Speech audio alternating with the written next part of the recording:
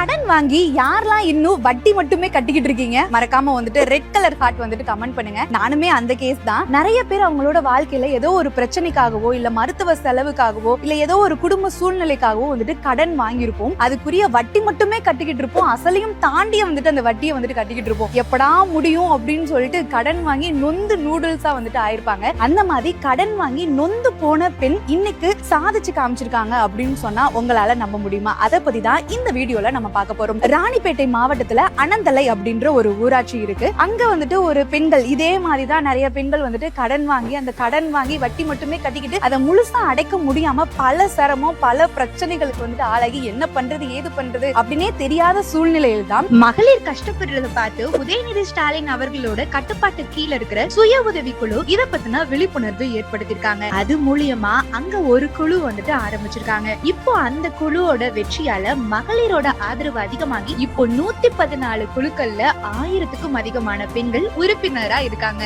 இப்போ பெண்களுக்கு தேவையான ஒரு உதவியை இந்த மகளிர் சுய உதவி குழுல இருந்து குறைந்த வட்டிக்கு கொடுத்து பெண்களோட நிதி நிலை வந்துட்டு மீட்கப்பட்டிருக்கு. இப்போ அவங்களோட தேவையும் வந்துட்டு பூர்த்தி அடைஞ்சிருக்கு. இதுல இன்னொரு விஷயம் என்ன அப்படின்னா அந்த ஊராட்சியில மட்டுமே மகளிர் சுய உதவி குழு மூலமா கிட்டத்தட்ட 1 கோடி தொகை இதுவரைக்கும் வந்துட்டு கொடுக்கப்பட்டிருக்கு. இப்ப மகளிர் சுய உதவி குழு மூலியமா இருக்கக்கூடிய பெண்கள் அவங்களும் சம்பாரிச்சுக்கிட்டும் வந்துட்டு இருக்காங்க. சோ அதனால இந்த திட்டம் வந்துட்டு நிறைய பேருக்குமே யூஸ்ஃபுல்லா இருக்கும். சோ உங்களுக்கும் ஏதாச்சும் ஒரு விஷயம் புதுசா தொடங்கணும், ஒரு புது தொழில் தொடங்கணும்னா கூட மகளிர் சுய உதவி குழுல 50,000ல இருந்து 1.5 லட்சம் வரைக்கும் உங்களுக்கு வந்துட்டு கடன் வந்துட்டு கொடுத்துட்டு இருக்காங்க. இதை பத்தி நீங்க என்ன நினைக்கிறீங்க அப்படின்னு சொல்லி மறக்காம கமெண்ட் பண்ணுங்க. நன்றி மக்களே.